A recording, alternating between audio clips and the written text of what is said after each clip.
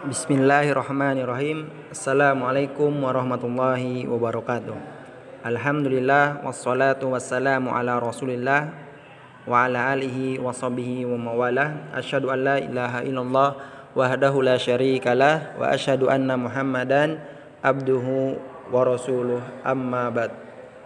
Baik anak-anak siswa maupun siswi kelas 5, bagaimana kabarnya? Semoga semuanya dalam keadaan sehat walafiat dan juga dalam lindungan Allah Subhanahu wa taala. Pada hari ini kita akan melanjutkan pelajaran Al-Hadis, dan hari ini juga Bapak yang akan menjelaskan, yaitu Pak Rifki.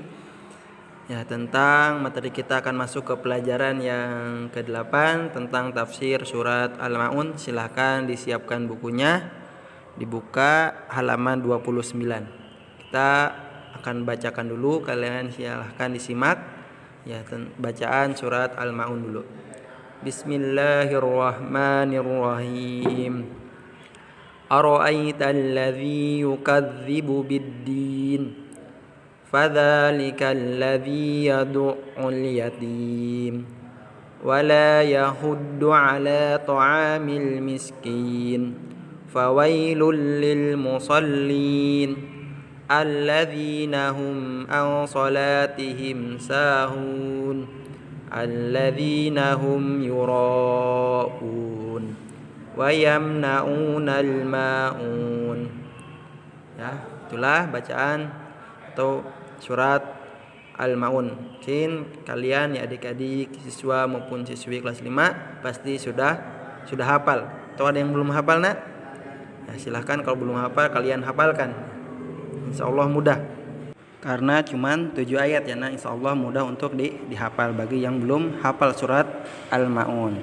Baik, Bapak akan jelaskan secara ringkas tentang tafsirnya ya. Di sini Allah Subhanahu wa taala berfirman di ayat yang pertama, ya, tahukah kamu orang yang mendustakan agama itulah orang yang menghardik anak yatim, yakni dialah orang yang berlaku sewenang-wenang terhadap anak yatim, menganiaya haknya, tidak memberi makan, serta tidak memperlakukannya dengan perlakuan yang baik, dan tidak menganjurkan memberi makan orang miskin. Di ayat yang ketiga maksudnya ialah orang fakir yang tidak mempunyai sesuatu pun untuk mencukupi kebutuhan dan kecukupannya.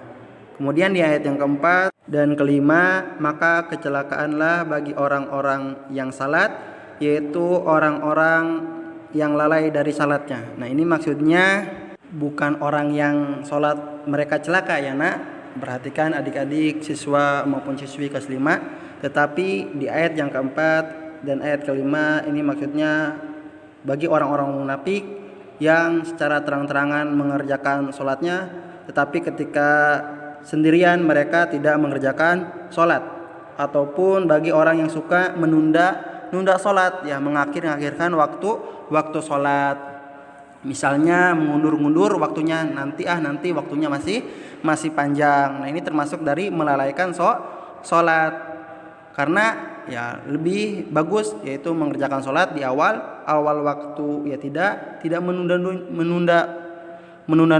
ya, menanti mengakhirkan.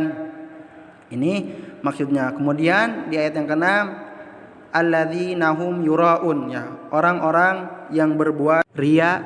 Ini maksudnya dia melakukan suatu amalan, perbuatan yang baik karena ingin dilihat orang lain, ingin dipuji orang lain. Kemudian yang terakhir, wa yamna'unal ma'un, dan enggan menolong dengan barang yang berguna. Ini maksudnya barang yang berguna ya, yang sepele ya, misalnya kita tidak mau meminjamkan pulpen, tidak mau meminjamkan buku, penghapus, atau semisalkan yang lain. Itu termasuk dari orang yang mendustakan agama. Ya, kemudian penjelasan yang selanjutnya yaitu penjelasan tentang kosakata ya. Yukadzibu biddin artinya orang yang mendustakan agama. Ya, bisa kalian lihat di halaman 30. Yadul yatim, menyia-nyiakan dan menghardik anak yatim. Kemudian sahun, lalai. Yuraun, ria, dan ingin dilihat orang lain ketika beribadah. Ini maksud dari tadi ya di ayat yang ke-6 orang-orang yang berbuat riya. Jadi dia beribadah karena ingin dipuji orang lain, ingin dilihat orang lain. Al-maun yaitu barang yang berguna dan dibutuhkan. Ya seperti tadi. Ya, yang sepele ya, penghapus, penggaris, pulpen atau tempat minum. Kita tidak mau meminjamkannya kepada orang lain. Kemudian di sini juga di dalam buku Al-Hadis ada kandungan surahnya ya.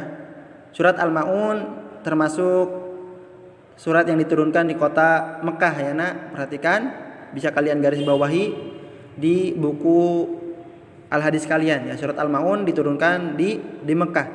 Dan pada mulanya surat ini juga diturunkan berkaitan dengan perilaku Al-As bin Wa'il bin Mughirah.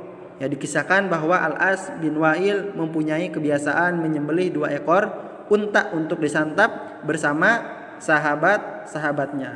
Nah, suatu ketika ada seorang anak yatim datang untuk meminta sedikit daging sembelihannya, namun Al-As bin Wa'il menolaknya. Ia bahkan mengusir anak yatim tersebut dengan tongkatnya. Maka Allah pun menurunkan surat Al-Maun ini sebagai peringatan bahwa menghardik anak yatim termasuk dari perbuatan mendustakan ajaran agama Islam atau mendustakan agama. Ya, menghardik anak yatim, menganiaya, ya tidak memberinya makan, tidak memberikan perlakuan yang baik.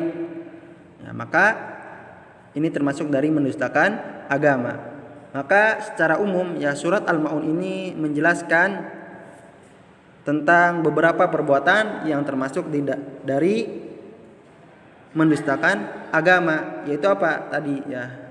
Yang pertama, menyia-nyiakan anak yatim. Kedua, tidak menganjurkan untuk memberi makan orang-orang miskin. Ketiga, mereka lalai dalam mengerjakan sholat ya, dan ingin dilihat serta dipuji sebagai orang yang taat. Dan keempat, enggan menolong sesama saudara muslim yang membutuhkan, sebagaimana tadi ya di tafsir yang terakhir ya.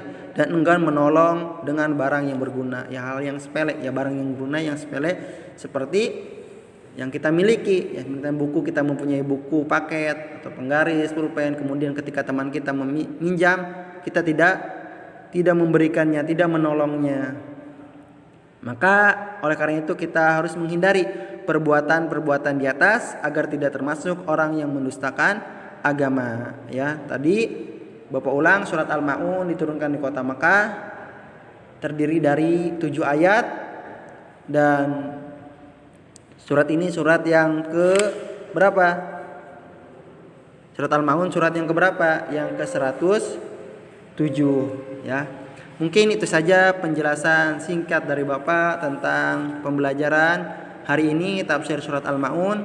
Ya, tadi Bapak jelaskan sedikit tentang tafsirnya dan kandungan yang terdapat di dalam surat Al-Maun.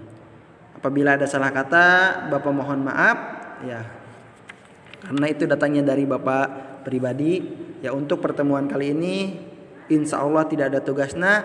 Kalian cukup dengarkan, simak baik-baik video pembelajarannya ya, dan dipahami ya, bisa kalian juga dibaca di halaman 29 dan 30. Untuk pertemuan kali ini tadi tidak ada tugas ya. Bapak akhiri dengan doa kafaratul majlis. Subhanakallahumma wa bihamdika asyhadu an la ilaha illa anta astaghfiruka wa atubu ilaik. Wassalamualaikum warahmatullahi wabarakatuh.